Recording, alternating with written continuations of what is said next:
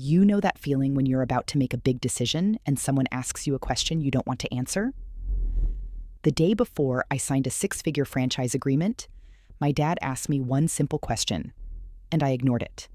That decision cost me $250,000 and taught me the most valuable lesson of my career. Welcome back to the Deliberate Leaders Podcast. I thought I was being smart. I was launching my coaching practice and terrified of failing, so I bought a franchise. Tens of thousands of dollars for someone else's playbook, someone else's systems, someone else's guarantees.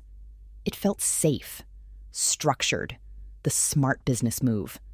My dad asked, "What's your end game here?" I should have paused. I should have reflected. But instead, I defended. I explained. I justified. Because here's what I've learned coaching over 1,000 CEOs. We often move fastest toward decisions when we're most afraid to think clearly about them. That franchise taught me something that changed how I coach every leader.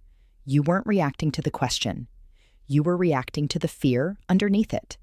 And when you outsource your thinking to someone else's formula, you outsource your future. The worst part? I knew better. I'd been coaching leaders for years, but knowing about strategic thinking doesn't protect you from expensive decisions. You need systems that catch you before cognitive traps hijack your judgment.